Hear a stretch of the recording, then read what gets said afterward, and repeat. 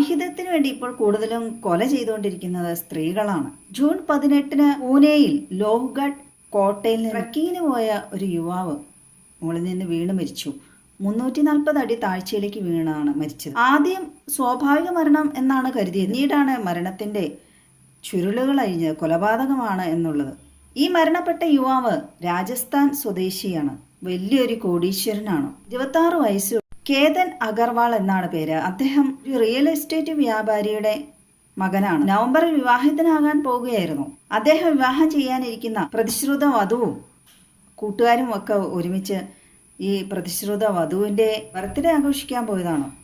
ആ കോട്ടയിൽ നിന്ന് കാൽ വഴുതി വീണു. കാറ്റ് വീശിയപ്പോൾ അദ്ദേഹത്തിനൊപ്പം ഉണ്ടായിരുന്ന പ്രതിശ്രുത വധു എല്ലാവരും പറഞ്ഞത്. പക്ഷേ മരണപ്പെട്ട കേതന്റെ സഹോദരിക്ക് തോന്നിയ ഒരു സംശയമാണ്. മരണപ്പെട്ട അതിയാകുന്നതിന് മുമ്പ് ഈ പ്രതിശ്രുത വധു സിയ ഇൻസ്റ്റഗ്രാമിൽ ഒരു സ്റ്റോറി ഇട്ടു. എന്നെ എൻ്റെ ബർത്ത്ഡേക്ക് വിട്ടുപോയി. വിവാഹത്തോട് അടുത്തു വരുന്ന സമയത്താണ് എന്നെ വിട്ടുപോയത്. എനിക്ക് സ്വപ്നങ്ങളുണ്ടായിരുന്നു, ചോദ്യങ്ങളുണ്ടായിരുന്നു. അതൊന്നും ഒരിക്കലും ഉത്തരം കിട്ടാത്തത്. ഞാൻ ഇത്രയധികം സ്നേഹിച്ചിട്ടും എന്തിനാണ് നീ എന്നെ വിട്ടുപോയത്? എനിക്കെപ്പോഴും മനസ്സിലാവുന്നില്ല എന്തിനാണ് നീ എന്നോട് ഇത് ചെയ്തതെന്ന്. Rest in peace. ഇത് കേൾക്കുമ്പോൾ ഈ അവസാനത്തെ ഈ വാചകം കേൾക്കുമ്പോൾ എന്തോ ഒരു സാത്താനിക് വെർഷനായിട്ടാണ് എനിക്ക് പെട്ടെന്ന് തോന്നിയത്. പീസ് എന്ന് കേൾക്കുമ്പോൾ ദൈവികമാണെങ്കിലും സഹോദരി അറിഞ്ഞു ഇൻസ്റ്റഗ്രാമിലിട്ട് അവർക്ക് സംശയത്തിനിടയാക്കി. സിയുടെ ഈ സാഹിത്യം വായിച്ചപ്പോൾ എനിക്ക് മനസ്സിലായത് അതെല്ലാം കേതൻ പറഞ്ഞതായിട്ടാണ്. അദ്ദേഹത്തിന് പറയുന്ന ഉണ്ടായിരുന്നതാണ് ഇതെല്ലാം. നീ എന്തിനാണ് എന്നോട് ഇത് ചെയ്തത് എന്നൊക്കെ ഉള്ളത്. കാരണം എന്തിനാണ് താൻ മരണപ്പെടുന്നത്, കൊല്ലപ്പെടുന്നത് എന്ന് ഉത്തരം കിട്ടാത്ത ചോദ്യമായിട്ട് അദ്ദേഹത്തിന് മനസ്സിലാകാതെ മരിക്കുന്ന എന്തിനാണെന്ന് അറിയാതെ അദ്ദേഹം കൊല്ലപ്പെടുകയാണ്. സി എന്ന ഈ പെൺകുട്ടി 20ാമത്തെ ബർത്ത്ഡേ ആഘോഷിക്കാനാണ് പോയത്. ഇൻസ്റ്റഗ്രാമിൽ ഇതുപോലെ വലിയ സ്റ്റോറിയൊക്കെ ഇട്ട് ലവ് സ്റ്റോറിയൊക്കെ ഇട്ട് ആളുകളുടെ സദാമ പിടിച്ചു പറ്റുകയാണ്. വലിയ വിഷമാണെന്നൊക്കെ അറിയിക്കാൻ. വിഷമുള്ളവർ ഒരിക്കലും ഫോൺ തന്നെ ഉപയോഗിക്കാൻ പോകൂ. കുറേ നാൾ കഴിഞ്ഞല്ലേ ഇതൊക്കെ ഒന്ന് ശ്രദ്ധിക്കുക പോലും ഉള്ളൂ. ധൃതി പിടിച്ച് ഇത്തരം മെസ്സേജൊക്കെ ഇട്ടപ്പോൾ ഇതെന്തോ നേരത്തെ ആലോചിച്ച് തീരുമാനിച്ച പ്രകാരം ചെയ്ത പോലെ അവർക്ക് തോന്നിയിരിക്കാം. ഈ മരണപ്പെട്ട ആളുടെ സഹോദരിക്ക് പരാതി കൊടുക്കുകയാണ്. സിയെ തന്നെയാണ് ഇതിന് ഉത്തരവാദി എന്ന് പറഞ്ഞ്. കാരണം 4 ദിവസം മുമ്പ് സിയ ഇതേ സ്ഥലത്ത് ഈ മരണപ്പെട്ട യുവാനെ കൊണ്ടുപോയിട്ട് കേതനെ അവിടെ നിന്ന് തള്ളിവിട്ടു. പക്ഷെ കുറ്റിച്ചെടിയിലൊക്കെ പിടിച്ച് രക്ഷപ്പെട്ടു. അന്ന് അവൾ വേറൊരു സ്റ്റോറിയാണ് ഇറക്കിയത്.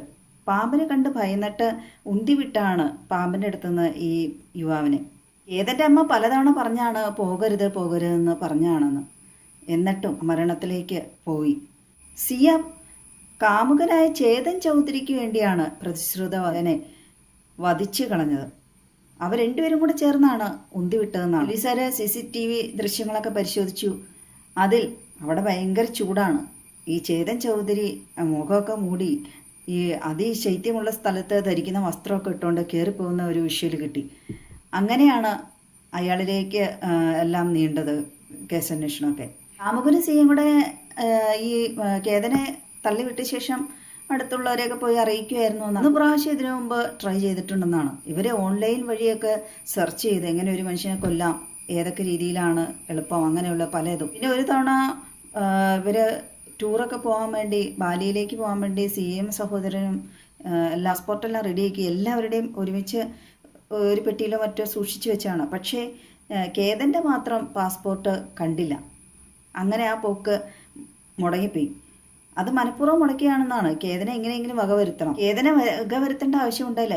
വിവാഹത്തിൽ നിന്ന് പിന്മാറിയാൽ പോരായിരുന്നു എന്നാണ് പോലീസുകാരും ആരാണെന്ന് ചോദിക്കുള്ളൂ. ഒളിച്ചോടി പോകാമെന്ന് കാമുകൻ പറഞ്ഞതാണ്.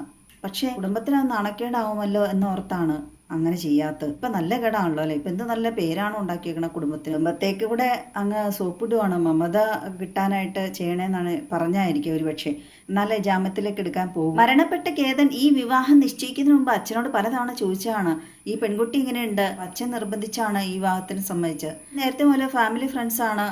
സിയെ സാമ്പത്തികമുള്ള കുടുംബത്തിൽ തന്നെയാണ്. സിയുടെ കാമുകനായ ചേതൻ ചൗധരിക്ക് അത്ര സാമ്പത്തികമുള്ള ആളല്ല. ചേതൻ സിയയുടെ സഹോദരൻ്റെയും കൂടെ സുഹൃത്താണ്. അപ്പോൾ സാമ്പത്തികമൊന്നും ഇല്ലാത്തതുകൊണ്ട് സ്വാഭാവികമായിട്ട് വീട്ടുകാർ സമ്മതിക്കില്ല എന്ന് വിചാരിച്ചാണ് ഇത്തരത്തിലൊരു ക്രൂരതയ്ക്ക് മുതിർന്നത്. സിയയുടെ ബർത്ത്ഡേക്ക് വേണ്ടി 70 മുറികളുള്ള ഒരു കൊട്ടാരമാണ് ബുക്ക് ചെയ്തതെന്നാണ്. സർപ്രൈസായിട്ട് കൊടുക്കാൻ വേണ്ടി ഇരുന്നായിരുന്നു. അന്നേരമാണല്ലോ പയ്യനെ കൊന്നുകളഞ്ഞത്. പിന്നെ 2 ചാർട്ടേഡ് വിമാനങ്ങളാണ് വിവാഹത്തിന് വേണ്ടി ഒരുക്കിയായിരുന്നത്, ഈ വിരുന്നാർക്ക് വരാനും പോകാനും ഒക്കെ. മൊത്തം 100 കോടിയാണ് അവര് ബഡ്ജറ്റ് ഇട്ടത് വിവാഹ സൽക്കാരങ്ങൾക്ക് മാത്രമായിട്ട്.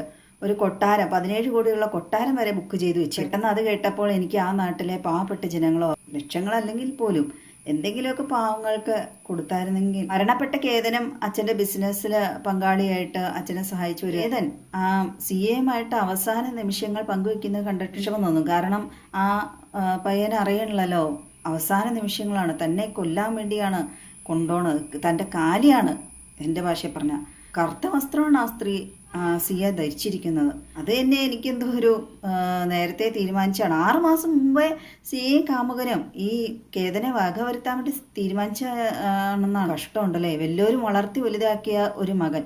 സിയയ്ക്കും കാമുകനൊന്നും ഒരു ജാമ്യമൊന്നും കൊടുക്കാതെ, ഒരു രീതിയിൽ പുറലോകം കാണാത്ത രീതിയിൽ തന്നെ വെറുതെ ഇങ്ങനെ പറയാമെന്ന് മാത്രം. അവരിപ്പോൾ കുറച്ച് കളയുമ്പോൾ ജാമ്യം കിട്ടി ഒരുമിച്ച് ജീവിക്കുമായിരിക്കും. മരിച്ച ആളിന് തിരിച്ചു വരില്ല, ജീവിച്ചിരിക്കുന്നവർക്ക് പ്രാധാന്യം എന്ന് പറഞ്ഞിട്ട് ഇതുങ്ങളൊക്കെ വെറുതെ വിടുകയും ചെയ്യും. അവസാന നിമിഷത്തെ ആ വീഡിയോയിലൊക്കെ സിയ എന്ന് പറയുന്ന ആ പെൺകുട്ടി എന്ത് വലിയ അഭിനയമാണ് കാഴ്ചവെക്കുന്നത് അല്ലേ. മരണാനന്തര ചടങ്ങിലെ CCTV ദൃശ്യങ്ങളൊക്കെ പോലീസ് പരിശോധിച്ചു. സിയയുടെ മൂമെൻറ്റ്സാണ് അവർ കൂടുതലായിട്ട് നിരീക്ഷിച്ചത്. അദ്ദേഹം ഒരിക്കലും സ്വപ്നത്തിൽ പോലും വിചാരിച്ചു കാണില്ല താൻ വിവാഹം ചെയ്യാൻ പോകുന്ന പെൺകുട്ടി തന്നെ ഇങ്ങനെ ചതിക്കും, കൊലപ്പെടുത്തുമെന്നൊക്കെ. തൻ്റെ കൂടെ തന്നെ ഇരുന്ന് മരണപ്പെടുമ്പോൾ സ്വാഭാവികമായിട്ടും ഒരു മനുഷ്യന് അഗാധമായ വേദനയായിരിക്കും. അത് മാറ്റിയെടുക്കാൻ കുറച്ച് സമയമെടുക്കും. അതൊന്നുമില്ലാതെയാണ് സിയ വളരെ സാഹിത്യപരമായി ഈ ഇൻസ്റ്റഗ്രാമിൽ ഇങ്ങനെ ഒരു സ്റ്റോറി ഇടുന്നു. അത് വൈറലാണ് കേട്ടോ. കാരണം RIP ഇടുമ്പോൾ ഒരു തൊഴുകയോ പ്രാർത്ഥനയുടെ എന്തെങ്കിലുമൊക്കെ ഒരു ചിഹ്നങ്ങളൊക്കെ കാണാറുണ്ട്. പക്ഷെ ആ സിമ്പിൾസ് ഒന്നും ഇല്ലാതെയാണ്. അതൊക്കെ ആയിരിക്കും ചിലപ്പോൾ ഒരു പക്ഷേ ഈ സ്റ്റോറി ഇട്ടപ്പോൾ സംശയം തോന്നിയായിരിക്കാം.